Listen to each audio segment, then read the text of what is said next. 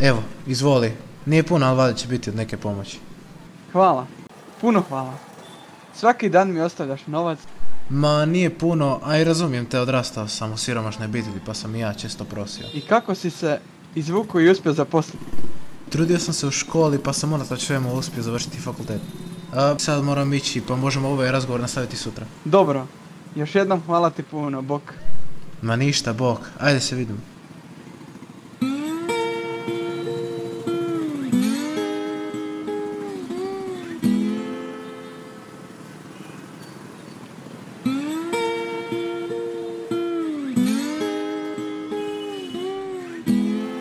Zašto prosiš? Zaposli se već jednom, ne smetaj ljudima ovdje na sred ulice. Ako nastaviš samo sjediti tu, nećeš ni uspjeti. Ah, kad bi bilo tako lako zaposliti se. A sada idem jer ne planiram trošiti svoje dragocjeno vrijeme.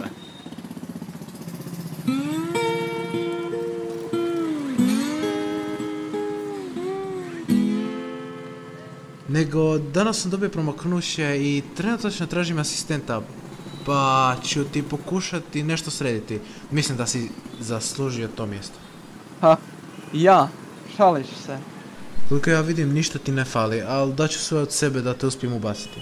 A vjerujem da bi bilo dobro da i dijete ima zaposlenog oca. Imaš dijete? Pa zašto mi to već do sad nisi rekao? Pa puno smo pričali, čudno da mi to još nisi spomenuo. Nemam još, ali Lana je nedavno saznala da je trudna. Ljudi u jednom trenutku dobiju ono što zaslužuju, a ti to svakako zaslužuješ. A vjerujem da i tvoja žena zaslužuje da se ti zaposliš. Hvala, pa ne mogu vjerovati. Kako da ti se zahvalim? Dužnik sam ti do kraja života. Molim te uđi, Erik. Izvoli. Šta se desilo? Da, ova firma polako ide u propast, pa jeste li vi uopće vidjeli njegovu ideju? Hej, smiri se. Ma nije ti nešto ideja, mislim da je Ivanova puno bolja. Da, mislim, nemoj slutiti, ali mislim da bismo trebali uzeti Ivanovu. Ova firma je propala. Od svih ideja, i među ostalih, i moje genijalne ideje, oni odaberu Ivanovu. Erik, ovo ti je zadnje upozorenje, smiri se. Neću. Onda ti sa zadovoljstvom mogu reći da si dobio otkaz. Čestitke.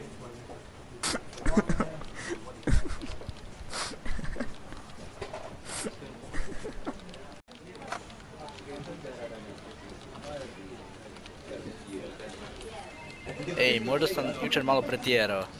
Ali dalje mislim da je moja ideja bila daleko bolja od ostalih.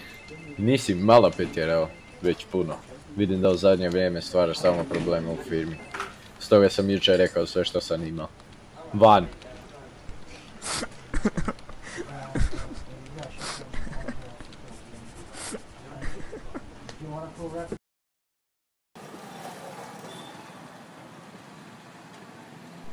Odlično ti ide za sad. Puno hvala.